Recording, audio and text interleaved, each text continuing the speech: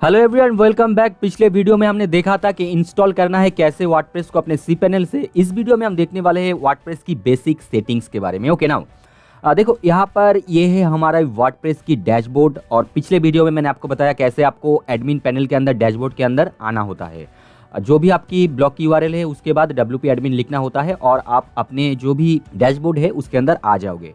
तो सबसे पहले देखो, यहाँ पर आपकी जो भी टाइटल है वेबसाइट का वो आपको दिखाएगा और यहाँ पर प्लस है, इस बटन पे आप क्लिक करोगे तो पोस्ट क्रिएट कर सकते हो। नए मीडिया, जैसे मीडिया मतलब वीडियो हो जाता है, इमेजेस हो जाता है, PDF हो जाता है, और किसी भी प्रकार की मीडिया जो है आप यहाँ पर क्लिक करके वो ऐड कर सकते हो। पेज ले सकते हो, नए यूजर्स को भी आप यहाँ से ऐड कर सकते हो। ना यहाँ पर काफ़ी सारी चीज़ें आपको डिफ़ॉल्ट दिख रहा होगा। हम इसको जैसे डिसमिस भी कर सकते हैं, यहाँ पर हम इनको बंद और ओपन भी कर सकते हैं। अगर आप स्क्रीन ऑप्शन इस बटन पे क्लिक कर दो तो यहाँ पर देखो site health status, at a glance, activity, quick draft, ये चीज़ें यहाँ पर जो भी है ऑन है ना। साइट हेल्थ स्टेटस को अगर हम बंद करना चाहते हैं तो बस यहाँ पर क्लिक कर दो, देखो बंद हो जाएगा। क्विक ड्राफ्ट है यहाँ पर, इसको अगर आप बंद करना चाहते हो क्विक ड्राफ्ट को, तो क्विक ड्राफ्ट को आप बंद कर सकते हो। कोई चीज़ को आपको नीचे रखना है, कोई चीज़ को आप ऊपर रखना है तो ड्रैग एंड ड्रॉप करके इसको भी ऊपर नीचे आप कर सकते हो।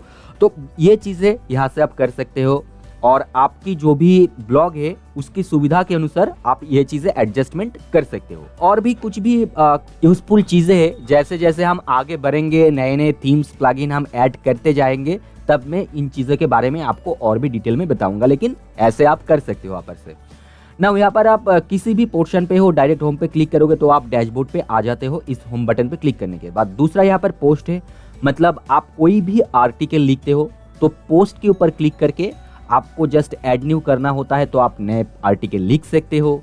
ऑल पोस्ट के ऊपर आपको क्लिक करते ही जितने भी पोस्ट आपने लिखा हुआ है वो आपको दिख जाएगा।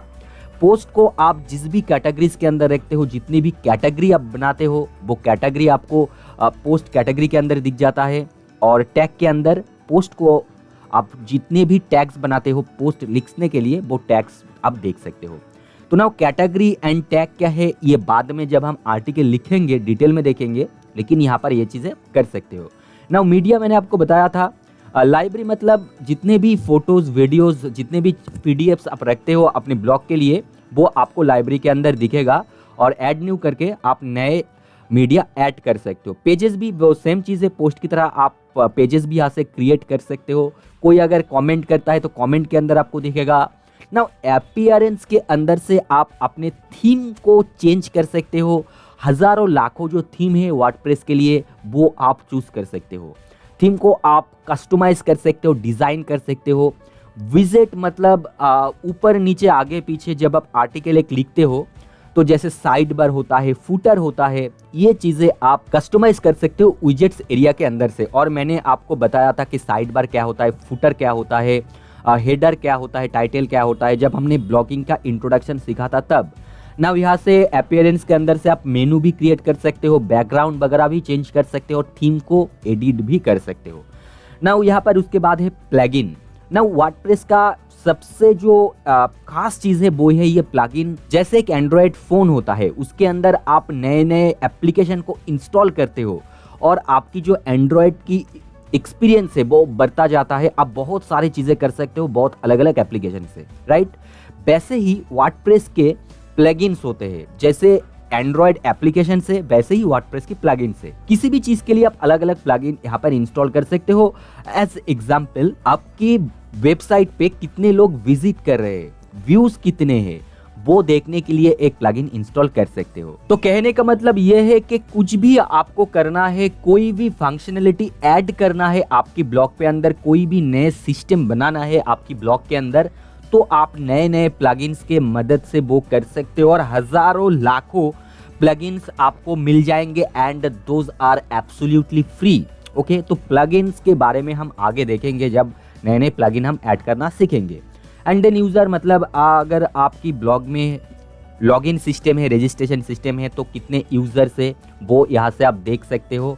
एंड देन टूल्स के अंदर अगर आप आ जाओगे तो यहाँ पर कई सारी चीज़ें हैं। जैसे अगर आपकी कोई पुराना ब्लॉग है वहाँ से आप एक्सपोर्ट करना चाहते हो इस ब्लॉग के अंदर सब डेटा, तो वो कर सकते हो। जैसे ब्लॉगर पे आपने ब्लॉग बनाया हुआ है वहाँ से भी आप यहाँ से एक्सपोर्ट कर सकते हो। यहाँ से आप इंपोर्ट भी कर सकते हो चीज़ों को। और उसके बाद यहाँ पर आपको सेटिंग्स मिलता है, तो सेटिंग्स के अंदर हम आ जाते हैं और बेसिक कुछ सेटिंग्स यहाँ पर हम देखते हैं। चलो तो सेटिंग्स पर क्लिक कर लेते हैं ना। सबसे पहले देखो, जैसे मैंने आपको पिछले वीडियो में भी बताया था कि जनरल सेटिंग्स के अंदर से आप साइट टाइटल और टैगलाइन को चेंज कर सकते हो, ठीक है। तो अगर आपको करना है चेंज तो यहाँ से आप कर लो, अगर आपने चेंज नहीं किया था। वर्डप्रेस की जो URL एड्रेस है इसको आपको कुछ नहीं करना है, चेंज नहीं करना है। आपने जो क्रिएट किया था अपने cPanel से वही आपको यहाँ पर रख के देना है। एडमिनिस्ट्रेटर ईमेल अगर आप चाहिए इन फ्यूचर इसको आप चेंज कर सकते हो। मेंबरशिप यहाँ पर देख सकते हो, एनीवन कैन रजिस्टर, अगर आप यहाँ पर क्लिक कर देते हो तो आपकी जो ब्लॉग है यहाँ पर अगर कोई चाहेगा तो वो लॉगिन कर सकता है, नया अकाउंट क्रिएट कर सकता है, रजिस्टर कर सकता है। और अगर इसको आप चेक नहीं रखते हो तो यहाँ पर कोई लॉगिन नहीं कर सकता है, बस आ सकता है, पढ़ सकता है, बस उतना ही, ठीक है। तो ये आपके ऊपर है, आप किस तरह की ब्लॉग क्रिएट कर रहे हो। अगर माई अकाउंट रखना है तो आप रख दो, रजिस्टर वरना रखने की कोई ज़रूरत नहीं है। वैसे अगर आप नया एक ब्लॉग क्रिएट कर रहे हो, आपकी होस्टिंग ज़्यादा पावरफुल नहीं है, आप बेसिक वर्डप्रेस होस्टिंग लिए हुए हो, तो यहाँ पर एनीवन कैन रजिस्टर रखने की ज़रूरत नहीं है, इसको ऐसे ही छोड़ दो। उसके बाद जो नए यूज़र्स आ रहे हैं उनकी रोल क्या होगा, एज ए सब्सक्राइबर होगा या फिर ऑथर एडिटर या फिर एडमिनिस्ट्रेटर होगा। देखो यहाँ पर आपको ऑलवेज अगर आप रजिस्टर की फैसिलिटी दे रहे हो तो सब्सक्राइबर रखो, बस और कुछ नहीं।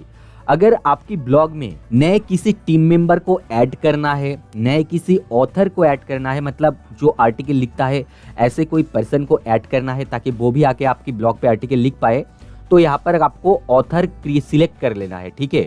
ऑथर सिलेक्ट करके आपको क्रिएट कर देना है। वैसे यहाँ पर आप सब्सक्राइबर रखो, छोड़ दो इसको, बाद में देखते हैं। टाइम जोन आपको सिलेक्ट करना है, हम इंडिया से है तो इंडिया की टाइम जोन सिलेक्ट करेंगे। उसके लिए आपको सबसे पहले एकदम ऊपर आ जाना है। सबसे पहले तो यहाँ पर आपको दिख रहा होगा अफ्रीका, थोड़ा नीचे आ जाते हैं अमेरिका एंड, तो यहाँ पर देखो आपको एशिया दिखेगा और यहाँ पर से आपको आपका जो भी सिटी है वो सिलेक्ट कर लेना है, ठीक है। तो इन माई केस मैं सिलेक्ट कर रहा हूँ कोलकाता को, आपका जो भी सिटी है आप सिलेक्ट कर सकते हो, उसी के हिसाब से आपकी ब्लॉग की जो टाइम जोन है वो दिखेगा। एंड देन यहाँ पर डेट फॉर्मेट है, जैसे यहाँ पर मार्च 12, 2021 दिखा रहा है, आप यहाँ पर हाइफेन वाला या फिर स्लैश वाला भी सिलेक्ट कर सकते हो, no problem. And time format जो है जैसा है वैसा ही रहने दो, कोई प्रॉब्लम नहीं है। वीक स्टार्ट ऑन, इसको आप सेव कर लेते हैं। नाउ ये चीजें एसईओ पर्सपेक्टिव से बहुत इंपॉर्टेंट है। जनरल के बाद आते हैं राइटिंग के अंदर। नाउ राइटिंग पे डिफॉल्ट पोस्ट कैटेगरी सबसे पहले होगा, तो डिफॉल्ट पोस्ट कैटेगरी को अनकैटेगराइज्ड ही रखो, क्योंकि जब आप कोई आर्टिकल लिखोगे तो उसके लिए हम नए नए कैटेगरी क्रिएट करते जाएंगे, ठीक है। नाउ पोस्ट फॉर्मेट को भी हम डिफॉल्ट ही रखेंगे। यहाँ पर मेल सर्वर यहाँ से चेंज आप कर सकते हो, अगर आपके पास कस्टम मेल है तो वो आप यहाँ पर रख सकते हो ना। उसके बाद यहाँ पर आपको दिखेगा पोस्ट भाया ईमेल, तो इसको एज यूजुअल छोड़ दो, कोई जरूरत नहीं है इसको छेड़ने का, तो यहाँ पर आपको कुछ भी नहीं करना है, ओके ना। उसके बाद राइटिंग से रीडिंग के अंदर डायरेक्टली आ जाते हैं ना। देखो बेसिक सेटिंग्स की रीडिंग सेटिंग्स पे हम आ गए, और रीडिंग सेटिंग पे सबसे पहले तो यहाँ पर आपको दिखेगा होम पेज की सेटिंग्स ना। होम पेज में दो चीजें आप कर सकते हो, आप एक होम पेज क्रिएट कर सकते हो कस्टम, जिसको आप अपनी मर्जी के हिसाब से डिजाइन कर सकते हो। दूसरा, आपकी जो लेटेस्ट पोस्ट है, मतलब सबसे करंट लेटेस्ट आप जो पोस्ट करोगे वही आपका होम पेज होता जाएगा, ठीक है। मतलब एक ऐसा लिस्ट आ जाएगा जो लेटेस्ट आपने पोस्ट किया है वो। नाउ योर लेटेस्ट पोस्ट अभी हमारा डिफॉल्ट होम पेज है, इसको एक बार ओपन करते हैं, हम देखते हैं हमारा होम पेज कैसा है। तो देखो ये हमारा होम पेज है। नाउ इसको हम चेंज करते हैं और एज ए स्टैटिक पेज इसको हम, एक ही पेज है वैसे हमारा, ये जो डिफॉल्ट क्रिएट हुआ है इसको हम सिलेक्ट करते हैं, सेव चेंज पर क्लिक करते हैं। नाउ यहाँ पर आके हम देखते हैं क्या चेंजेस हुआ है यहाँ पर। तो देखो यहाँ पर जब स्टैटिक लेटेस्ट पोस्ट था तो एक पोस्ट था हमारा, वो यहाँ पर शो कर रहा था। जब हमने यहाँ पर स्टैटिक पेज कर दिया है तो जो पेज हमारा यहाँ पर क्रिएट हुआ है पहले से, वो पेज हमारा होम पेज बन गया है। Now this is our home page. जब कोई हमारी ब्लॉग पे आएगा यूआरएल पे तो डिफॉल्ट उसको ये पेज देखेगा, ठीक है। तो ये चीज़ें आपको यहाँ से सेटिंग्स करना है, चेंज करना है, आप कर सकते हो। नाउ अगर लेटेस्ट पोस्ट आपकी होम पेज है या फिर पोस्ट पेज जो है आपका, वहाँ पर आप कितने पोस्ट दिखाना चाहते हो वो आप यहाँ से सिलेक्ट कर सकते हो। तो रीडिंग में सबसे इंपॉर्टेंट यही है कि आपको होम पेज यहाँ से सेटिंग करना है, सेटअप करना है, सिलेक्ट करना है यहाँ से। नाउ डिस्कशन के अंदर आते हैं। डिस्कशन मतलब कमेंट। नाउ यहाँ पर अगर डिस्कशन के अंदर आप कमेंट देखोगे तो यहाँ पर नीचे आपको email me whenever anyone post A comment held for moderation, तो इसको आप ऑन करके रखो ताकि जब भी कोई कमेंट आए तो आपको पता चले, या फिर आप इसको ऑफ भी कर सकते हो, लेकिन इसको आप ज़रूर ऑन करके रखो, ठीक है, ताकि जब भी कोई कमेंट आए वो ऑटोमेटिकली पब्लिश ना हो के आपके पास मॉडरेशन के लिए जाए। और कमेंट को मैन्युअली मॉडरेट करने के लिए आपको यहाँ पर comment must be manually approved, इसके ऊपर भी क्लिक करना होगा ताकि जब भी कोई कमेंट करे वो ऑटोमेटिकली पब्लिश ना हो, आपके पास सबसे पहले मॉडरेशन के लिए जाए। आपके पास मॉडरेशन के लिए जाने के बाद जब आप अप्रूव कर दो उस कमेंट को, तब वो अप्रूव हो जाए। और यहाँ पर दूसरा एक ऑप्शन है कि अगर जिसने भी कमेंट किया है वो अगर पहले से एक बार कमेंट किया था और आपने उसको अप्रूव कर दिया था तो वो ऑटोमेटिकली अप्रूव हो जाएगा, ठीक है। तो यहाँ पर आप देख सकते हो वो ऑप्शन भी है। और यहाँ पर क्या है कि एक कमेंट में अगर 2 से अधिक लिंक है तो वो कमेंट ऑटोमेटिकली होल्ड हो जाएगा, वो कमेंट अप्रूव नहीं होगा ऑटोमेटिकली, इवन वो अगर पहले से उस ऑथर का कमेंट अप्रूव है तब भी नहीं होगा। नाउ डिस्कशन सेटिंग में मतलब कमेंट सेटिंग में आपको सबसे पहले डिफॉल्ट पोस्ट सेटिंग के अंदर यहाँ पर दिख जाएगा allow people to submit their comments on new post, मतलब न्यू पोस्ट के अंदर आप कमेंट सबमिट करने देना चाहते हो या नहीं चाहते हो, वो आपको यहाँ से सिलेक्ट करना है। अगर आप इसको बंद कर दोगे मतलब आप नहीं देना चाहते हो, अगर आप इसको ऑन कर दोगे मतलब आप चाहते हो कि कमेंट करे लोग, और कमेंट आपको ऑन करके ही रखना चाहिए। दूसरा यहाँ पर अदर कमेंट सेटिंग के अंदर क्या यूजर को अपना नेम और ईमेल डालना जरूरी है कमेंट करने के लिए, वो आप यहाँ से सिलेक्ट कर सकते हो। अगर आप इसको यस करके रखते हो तो हाँ करना जरूरी है, ईमेल और नेम। दूसरा यहाँ पर क्या यूजर को रजिस्टर्ड और लॉगिन होना चाहिए, मतलब अगर कोई यूजर लॉगिन है आपके साइट पे ऑलरेडी उसका अकाउंट है तभी वो कमेंट कर पाएगा, वरना नहीं कर पाएगा। अगर आप करना चाहते हो ऐसा तो इसको भी आप ऑन कर दो, वरना ऑफ कर दो, कोई ज़रूरत नहीं है। मैं रिकमेंड करता हूँ इसको आप ऑफ करके रखो और इसको आप ऑन करके रखो कि नेम और ईमेल आईडी डालो और अपना कमेंट आप कर दो, ठीक है। क्यों नेम और ईमेल आईडी क्यों आपको ऑन करके रखना है, ताकि जब भी आप कमेंट का रिप्लाई करो या फिर दूसरा कोई व्यक्ति कमेंट के रिप्लाई करे तो जिसने कमेंट किया है उसको मेल पे नोटिफिकेशन मिले, ठीक है। उसके बाद यहाँ पर जैसा है डिफॉल्ट छोड़ दो। उसके बाद यहाँ पर देख पाओगे ईमेल मी व्हेनेवर, कभी भी कोई नया कमेंट आता है तो यहाँ पर आपको नोटिफिकेशन चाहिए आपके मेल पे, तो आप इसको ऑन कर सकते हो या फिर इसको आप ऑफ रखने दो। और यहाँ पर देखो दूसरा जो ऑप्शन है, जब कोई कमेंट आता है लेकिन वो डायरेक्टली पब्लिश नहीं होता है, मॉडरेशन के लिए मतलब आपकी अप्रूवल के लिए जब वो होल्ड पे रहता है तब आपको मिल जाए, इसको भी आप ऑन कर सकते हो, ऑफ करके रख सकते हो, नो प्रॉब्लम। क्योंकि आप जब डैशबोर्ड पे आओगे, आपका डैशबोर्ड मैंने दिखाया था आपको, तो डैशबोर्ड पे जब आओगे तो आपको वैसे भी पता चल जाएगा। इसके लिए मेल प्राप्त करने की जरूरत नहीं है, आपकी मेल इनबॉक्स वो भर जाएगा। ये मैं अपने पर्सनल एक्सपीरियंस से कह रहा हूँ, तो इन दोनों को आप ऑफ करके रख दो। उसके बाद यहाँ पर बिफोर ए कमेंट अपीयर्स, मतलब एक कमेंट होने से पहले कमेंट मैन्युअली क्या आप अप्रूव करना चाहते हो, मतलब कोई कमेंट आए वो मॉडरेशन के लिए होल्ड हो जाए, उसके बाद आप उसको जाओ देखो पढ़ो और उसको आप अप्रूव करो, ऐसा करना चाहते हो तो इसको आप ऑन कर दो। या फिर अगर आप चाहते हो कि कोई भी कमेंट कर सकता है, कोई भी कमेंट हो सकता है, तो आप इसको बंद कर दो, ठीक है। देखो ये डिपेंड करता है आपके ऊपर, आपकी ब्लॉग किस टॉपिक के ऊपर है। अगर तो एडुकेशनल वेबसाइट, एडुकेशनल ब्लॉग है तो आप इसको बंद कर दो, कोई भी कमेंट करे वो मैन्युअली नहीं, वो ऑटोमेटिक अप्रूव हो जाएगा, कोई प्रॉब्लम नहीं है। और अगर आपकी कोई ऐसे टॉपिक के ऊपर ब्लॉग है जहां पर आप चाहते हो कि आप मैन्युअली देखो हर एक कमेंट को और उसके बाद ही अप्रूवल दो, तो आप इसको ऑन कर सकते हो।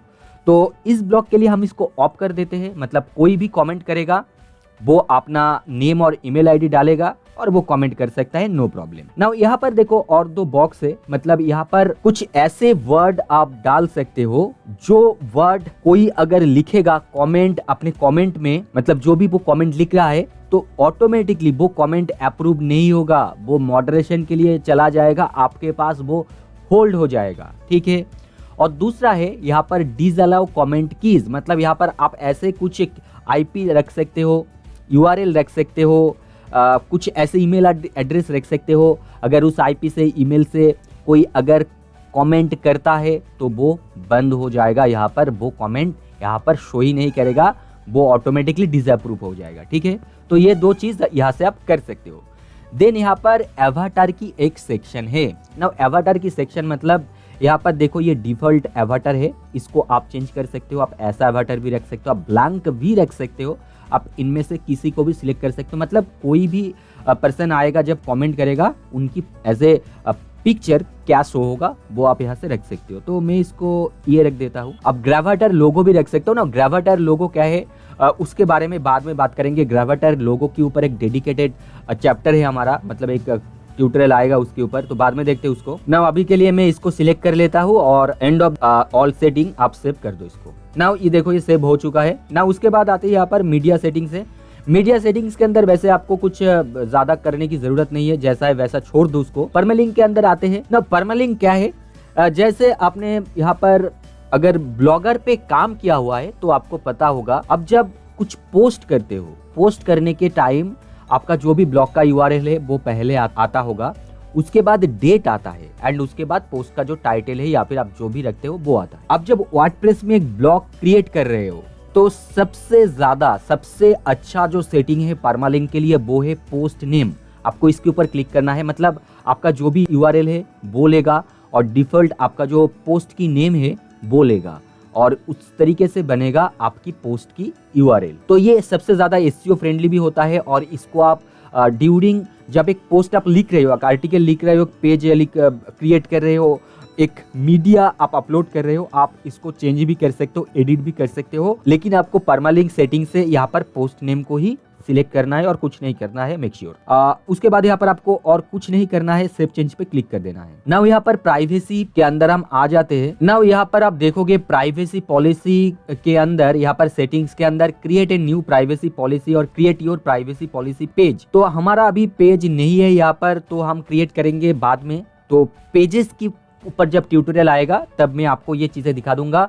नाउ आपको अगर एडसेंस से अप्रूवल लेना है, आपको एफिलिएट सेल्स करना है, कुछ भी करना है, उसके लिए privacy policy, terms and conditions, about us, ये पेज रहना 100% जरूरी है। उसके बिना आप ब्लॉग से अर्निंग नहीं कर पाओगे। तो देखो ये तो था बेसिक सेटिंग्स पूरे आपकी वर्डप्रेस का, मैंने आपको दिखा दिया है। नाउ नेक्स्ट वीडियो में हम इन डेप्थ देखेंगे आपकी जो एसएसएल अगर आपके पास नहीं है तो कैसे फ्री में एसएसएल ले और HTTP के जगह पर कैसे HTTPS को इम्प्लीमेंट करे फ्री में, वो देखेंगे अगले ट्यूटोरियल में। और उसके बाद धीरे धीरे हम वर्डप्रेस को कस्टमाइज करना सीखेंगे, थीम प्लगइन ऐड करना सीखेंगे। तो इस वीडियो में इतना ही, मिलते हैं अगले वीडियो में। Thank you.